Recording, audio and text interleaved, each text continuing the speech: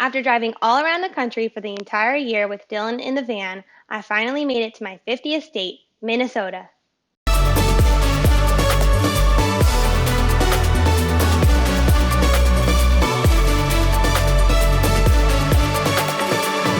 Dylan and I are in Minnesota, high up north. We are in Voyageurs National Park, which skirts the line between the US and Canada, and we are going on a full day boat tour. We have no service. We're way up north, and we don't really know much about this park, so we're gonna learn and find out.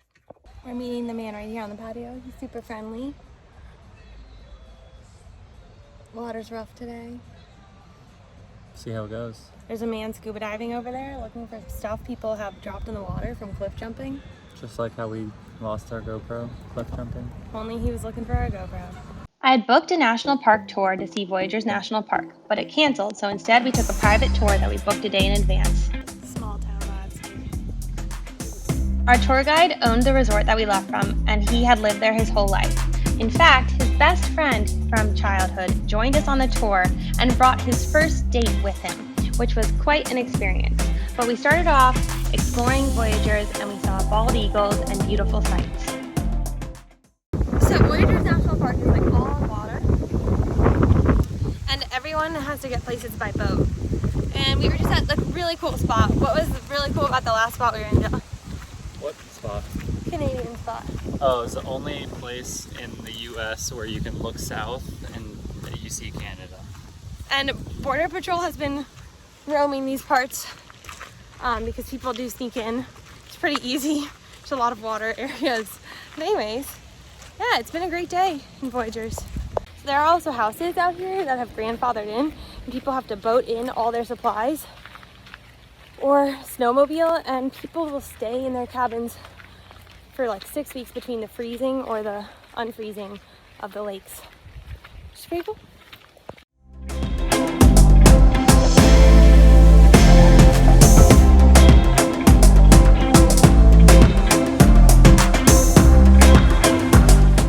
Alright, we went to Kettle Falls for lunch. It is a very small lodge. Very small. One woman working, one man there who was in charge of accounting. He was also the postal man. He takes a boat to get the post mail from here to there. How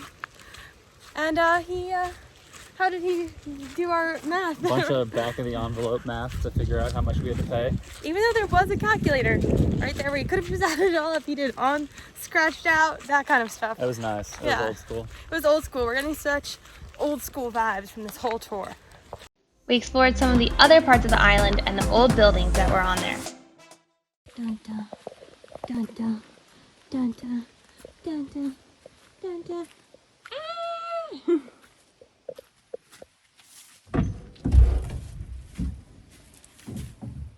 Oh my goodness. Farewell. No, don't even joke about it. On the way back from the tour, I decided to jump off one of the famous cliffs in the area, but I was the only one who wanted to jump. Unfortunately, I got a little scared at the top because I hadn't seen anyone go, so it took me a while to get there, but our whole boat was cheering me on, which was so encouraging. Just remember to jump out. Jump out. Or crawl back down. It's okay. Nobody's judging.